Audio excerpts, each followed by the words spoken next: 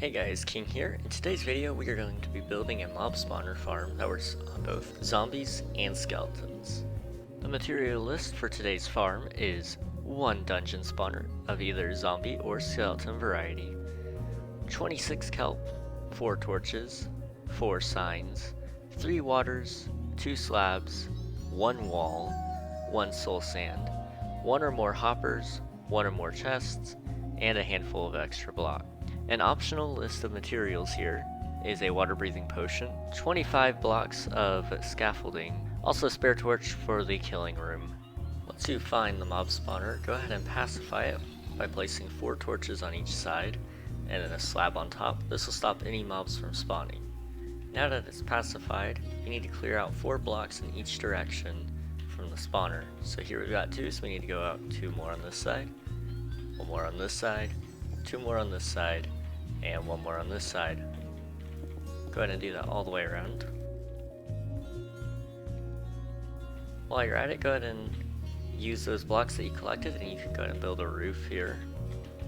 This will prevent mobs from spawning right in the slabbed area because there's not enough room for them.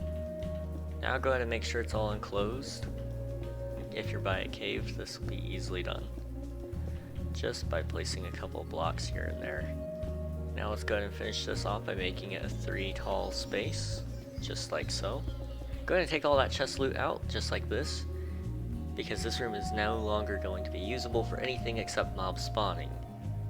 Now that you have a 9 by 3 by 9 area, go ahead and dig down 2 blocks, just like so.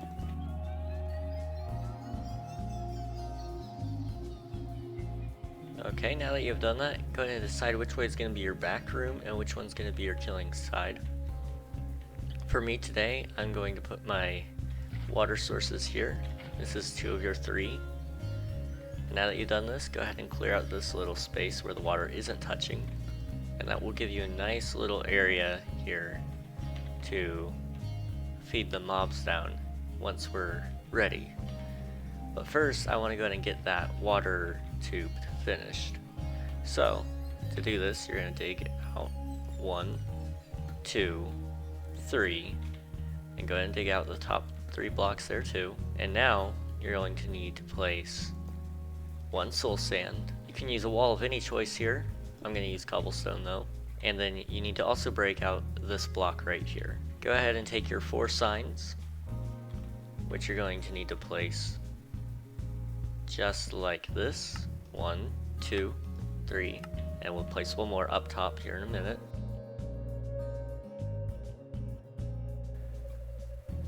If you come into an open space here while you're digging up those 26 blocks, all you gotta do is just fill it in and keep the tube going. If you're unsure about the amount of blocks that you mined, go ahead and place 25 scaffolding, and then when you go up it, there should be a 2 block area of gap, just like this. Alright, go ahead and come back down here and go ahead and wipe out this layer of blocks here. The water should flow you right up to the wall, just like this, which is good.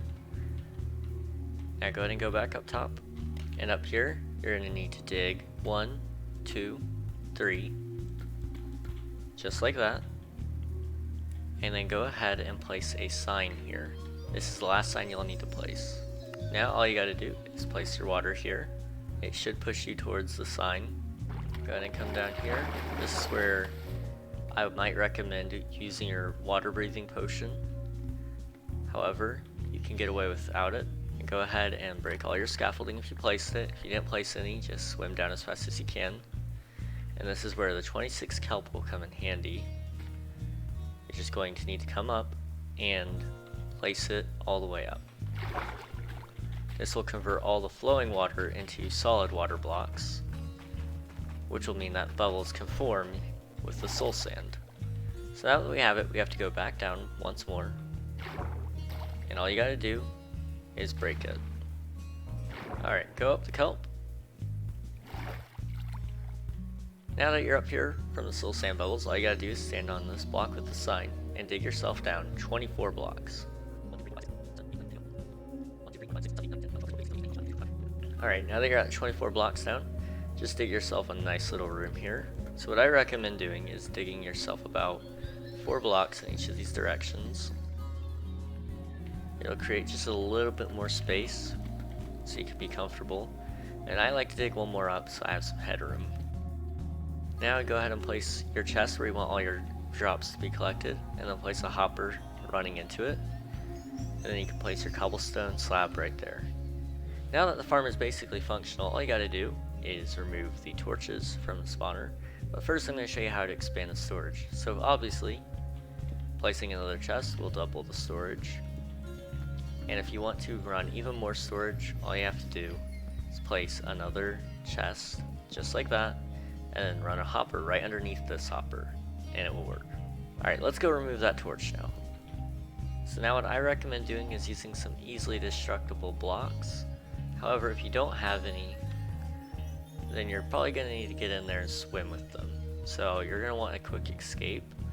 So I'd go ahead and block up any potential issues with the spawning, and then just kind of get down here, about 1 block off the ground, and then just kind of get in here and hit all the torches. Mobs might start spawning while doing this, so be very quick and very careful. There they are. Just knock them out of your way if they get there. They shouldn't be able to fight the current, but if they do, then you can stop them. Now just build yourself out of here. So now all you gotta do is just stand here and let the mobs fall. And with any sword, they should be 1-hit kills. Now I'm going to run the farm for about 10 minutes, and we're going to count up all the mob drops that we got. So let me go ahead and remove this. And we're going to clear my inventory, and we're going to clear everything else. And it's just going to be mob drops and XP that we're going to cover. Alright, just after 10 minutes of grinding, we have 17 levels of experience, getting close to 18 there. 1 carrot,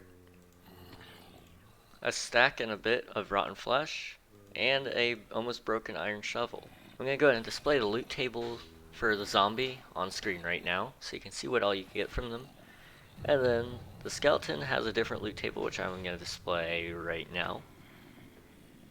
And depending on which spawner farm you build is going to be what you get. That's all from me today. If you found this tutorial helpful, please touch the like button. Thanks for watching, and goodbye. Jeez, they're so loud.